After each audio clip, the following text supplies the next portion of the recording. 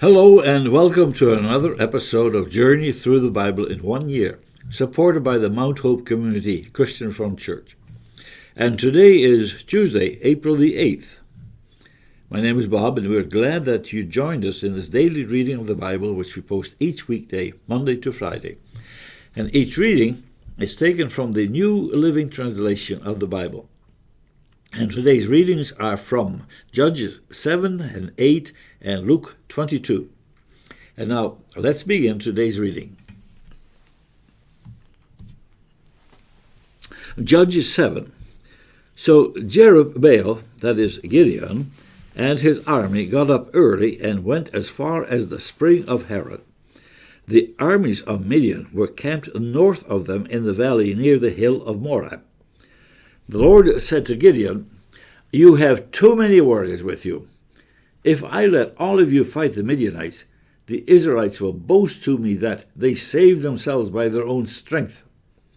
Therefore, tell the people, whoever is timid or afraid may leave this mountain and go home." So 22,000 of them went home, leaving only 10,000 who were willing to fight. But the Lord told Gideon, "There are still too many. Bring them down to the spring, and I will test them to determine who will go with you and who will not." When Gideon took his warriors down to the water, the Lord told him, "Divide the men into two groups. In one group put all those who cup water in their hands and lap it up with their tongues like dogs. In the other group put all those who kneel down and drink with their mouth in the stream." Only 300 of the men drank from their hands. All the others got down on their knees and drank with their mouths in the stream. Then the Lord told Gideon, "With these 300 men I will rescue you and give you victory over the Midianites. Send all the others home." So Gideon collected the provisions and ram's horns of the other warriors and sent them home. But he kept the 300 men with him. The Midianite camp was in the valley just below Gideon. That night the Lord said, "Get up, go down into the Midianite camp, for I have given you victory over them. But if you are afraid to attack, go down to the camp with your servant Purah. Listen to what the Midianites are saying, and you will be greatly encouraged. Then you will be eager to attack." So Gideon took Purah and went down to the edge of the enemy camp. The armies of Midian, Amalek, and the people of the east had settled in the valley like a swarm of locusts. Their camels were like grains of sand on the seashore, too many to count. Gideon crept up just as a man was telling his companion about a dream. The man said, "I had this dream, and in my dream a loaf of barley bread came tumbling down into the Midianite camp. It hit a tent, turned it over, and knocked it flat." His companion answered, "Your dream can mean only one thing. God has given Gideon, son of Joash, the Israelite, victory over Midian and all its allies." When Gideon heard the dream and its interpretation, he bowed in worship before the Lord. Then he returned to the Israelite camp and shouted, "Get up, for the Lord has given you victory over the Midianite hordes." He divided the 300 men into 3 groups and gave each man a ram's horn and a clay jar with a torch in it. Then he said to them, "Keep your eyes on me. When I come to the edge of the camp, do just as I do. As soon as I and those with me blow the ram's horns, blow your horns too, and all around the entire camp, and shout, 'For the Lord and for Gideon.'" It was just after midnight, after the changing of the guard, when Gideon and the 100 men with him reached the edge of the Midianite camp. Suddenly they blew the ram's horns and broke their clay jars. Then all 3 groups blew their horns and broke their jars. They held the blazing torches in their left hands and the horns in their right hands, and they all shouted, "A sword for the Lord and for Gideon!" Each man stood at his position around the camp and watched as all the Midianites rushed around in panic, shouting as they ran to escape. When the 300 Israelites blew the ram's horns, the Lord caused the warriors in the camp to fight against each other with their swords. Those who were not killed fled to places far away, as far as Beersheba near Zezerah, and to the border of Abel Maholah near Tabbath. Then Gideon sent for the warriors of Naphtali, Asher, and Manasseh, who joined in chasing the army of Midian. Gideon also sent messengers throughout the hill country of Ephraim, saying, "Come down to attack the Midianites. Cut them off at the shallow crossings of the Jordan River at Beth-bara." So all the men of Ephraim did as they were told. They captured Oreb and Zeeb, the two Midianite commanders, killing Oreb at the rock of Oreb and Zeeb at the winepress of Zeeb. And they continued to chase the Midianites. Afterward, the Israelites brought the heads of Oreb and Zeeb to Gideon, who was by the river Jordan.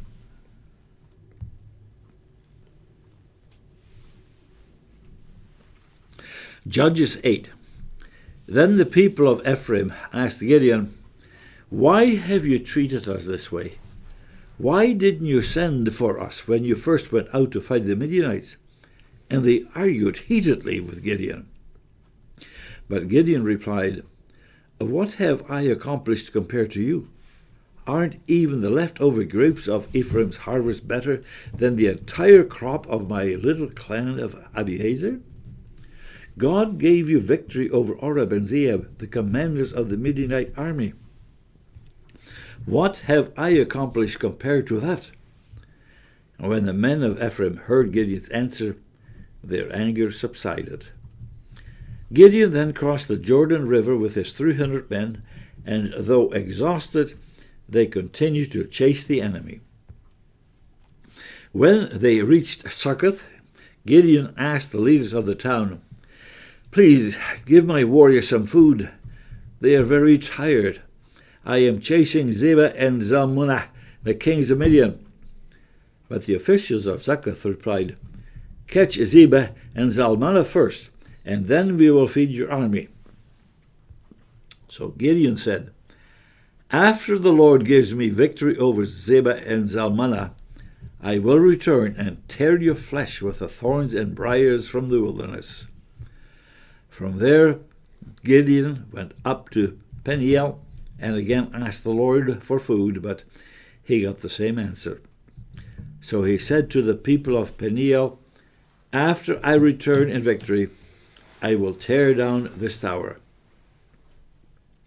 By this time, Zebah and Zalmunna were in Karkor with about 15,000 warriors.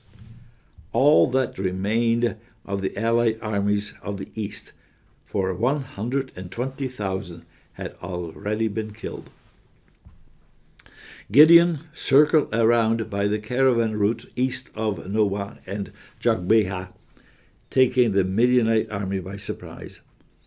Zebah and Zalmunna, the two Midianite kings, fled, but Gideon chased them down and captured all their warriors. After this, Gideon returned from the battle by way of Heres Pass. There he captured a young man from Succoth and demanded that he write down the names of all the 77 officials and elders in the town. Gideon then returned to Succoth and said to the leaders, "Here are Zebah and Zalmunna. When we were here before you, you taunted me, saying, 'Catch Zebah and Zalmunna first, and then we will feed your exhausted army.'" Then Gideon took the elders of the town and taught them a lesson, punishing them with thorns and briars from the wilderness. He also tore down the tower of Peniel and killed all the men in the town. Then Gideon asked Zebah and Zalmunna, "The men you killed at Tabor, what were they like?" "Like you," they replied. They all had the book of the king's son. Look. They were my brothers, the sons of my own mother, Gideon exclaimed. As surely as the Lord lives, I wouldn't kill you if you hadn't killed them. Turning to Jether, his oldest son, he said, Kill them. But Jether did not draw his sword, for he was only a boy and was afraid. Then Zebah and Salmanah said to Gideon, Be a man, kill us yourself. So Gideon killed them both and took the royal ornaments from the necks of their camels. Then the Israelites said to Gideon, Be our ruler. You and your son and your grandson will be our rulers, for you have rescued us from Midian. But Gideon replied, I will not rule over you, nor will my son. The Lord will rule over you.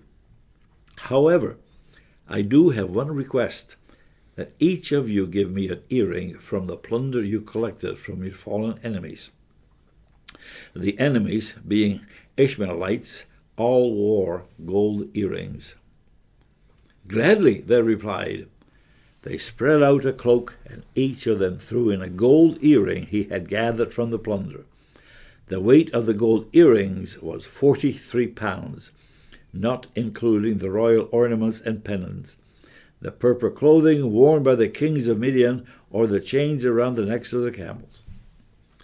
Gideon made a sacred ephod from the gold and put it in Ophrah, his hometown. But soon all the Israelites prostituted themselves by worshipping it, and it became a trap for Gideon and his family. That is the story of how the people of Israel defeated Midian, which never recovered. Throughout the rest of Gideon's lifetime, about 40 years, there was a peace in the land. Then Gideon, son of Joash, returned home. He had 70 sons born to him, for he had many wives. He also had a concubine of Shechem, who gave birth to a son, whom he named Abimelech. Gideon died when he was very old, and he was buried in the grave of his father Joash at Ophrah, in the land of the clan of Abiezer. As soon as Gideon died, the Israelites prostituted themselves by worshipping the image of Baal, making Baal Berith their god. They forgot the Lord their God, who had rescued them from all their enemies surrounding them. Nor did they show any loyalty to the family of Jerubbaal, that is Gideon, despite all the good he had done for Israel.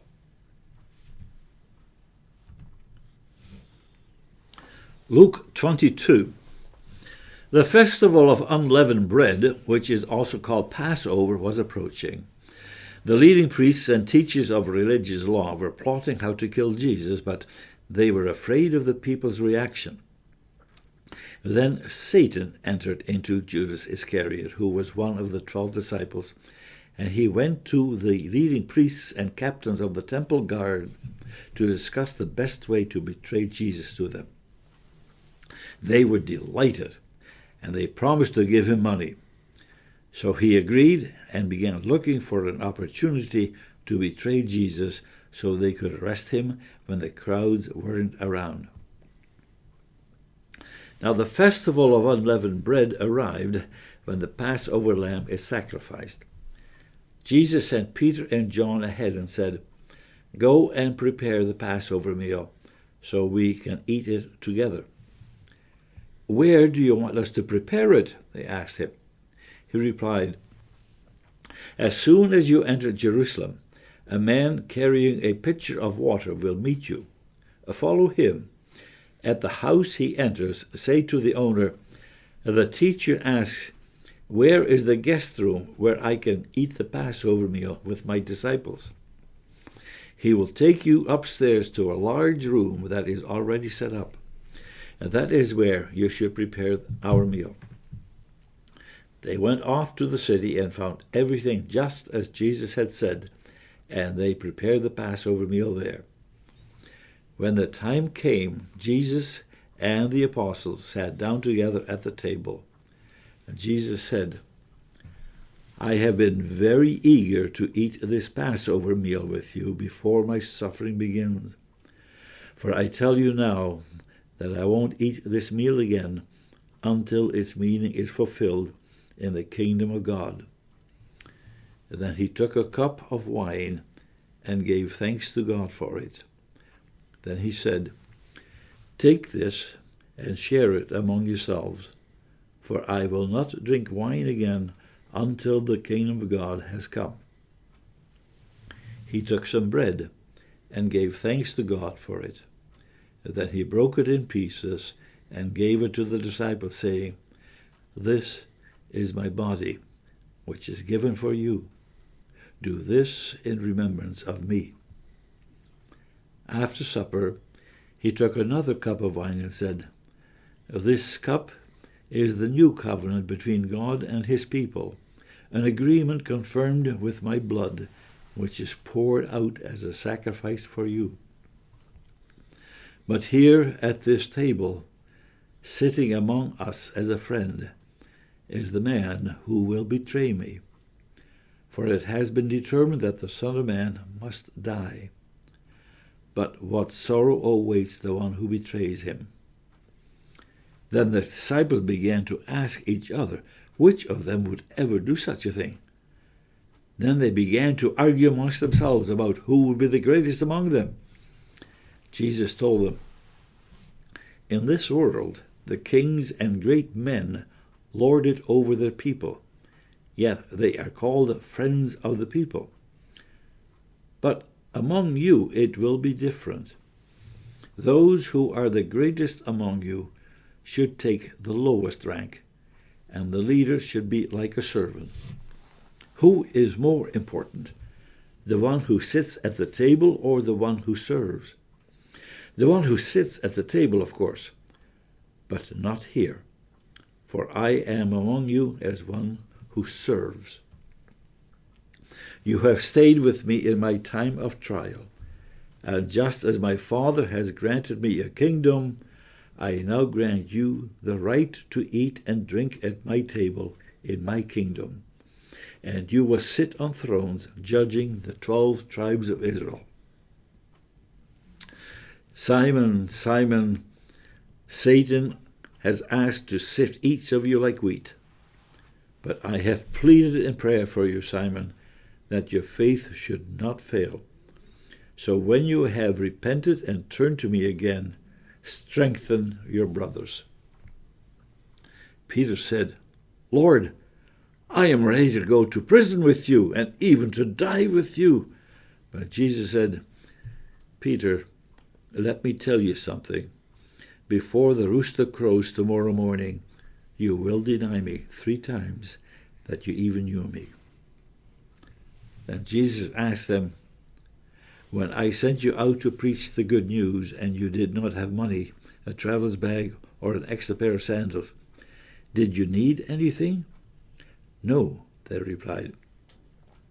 But now he said, "Take your money and a traveler's bag, and if you don't have a sword, sell your cloak and buy one. For the time has come for this prophecy about me to be fulfilled. He was counted among the rebels. Yes, everything written about me by the prophets will come true." "Lord, Lord," they replied, "we have 2 swords among us." "That's enough," he said. Then, accompanied by the disciples, Jesus left the upstairs room and went as usual to the Mount of Olives. There he told them, "Pray that you will not give in to temptation." He walked away about a stone's throw and knelt down and prayed, "Father, if you are willing, please take this cup of suffering away from me. Yet I want your will to be done, not mine." Then an angel from heaven appeared and strengthened him. He prayed more fervently, and he was in such agony of spirit that his sweat fell to the ground like great drops of blood. At last he stood up again and returned to the disciples, only to find them asleep exhausted from grief. "Why are you sleeping?" he asked them. "Get up and pray, so that you will not give in to temptation." But even as Jesus said this, a crowd approached, led by Judas, one of the 12 disciples. Judas walked over to Jesus to greet him with a kiss. But Jesus said, "Judas, would you betray the Son of Man with a kiss?" When the other disciples saw what was happening, they exclaimed, "Lord, should we fight? We brought the swords." And one of them was struck at the high priest's slave, slashing off his right ear. But Jesus said, "No more of this." And he touched the man's ear and healed him. Then Jesus spoke to the leading priests, the captains of the temple guard, and the elders who had come for him. "Am I some dangerous revolutionary," he asked, "that you come with swords and clubs to arrest me? Why didn't you arrest me in the temple? I was there every day. But this is your moment, the time when the power of darkness reigns." So they arrested him and led him to the high priest's home, and Peter followed at a distance. The guards lit a fire in the middle of the courtyard and sat around it, and Peter joined them there. A servant girl noticed him in the firelight and began staring at him. Finally, she said, "This man was one of Jesus' followers." But Peter denied it. "Woman," he said, "I don't even know him." After a while, someone else looked at him and said, "You must be one of them." "No, man, I'm not," Peter retorted. About an hour later, someone else insisted, "This must be one of them because he is a Galilean too." But Peter said, "Man, I don't know what you're talking about." And immediately, when he was still speaking, the rooster crowed. At that moment, the Lord turned and looked at Peter. Suddenly, the Lord's words flashed through Peter's mind. "Before the rooster crows tomorrow morning, you will deny 3 times that you even knew me." And Peter left the courtyard, weeping bitterly. The guards in charge of Jesus began mocking and beating him. They blindfolded him and said, "Prophesy to us. Who hit you that time?" And they hurled all sorts of terrible insults at him. At daybreak, all the elders of the people assembled, including the leading priests and the teachers of religious law. Jesus was led before this high council, and they said, "Tell us, are you the Messiah?" But he replied, "If I tell you, you won't believe me. And if I ask you a question, you won't answer. But from now on, the Son of Man will be seated in the place of power at God's right hand." They all shouted, "So, are you claiming to be the Son of God?" And he replied, "You say that I am." "Why do we need other witnesses?" they said. "We ourselves have heard him say it."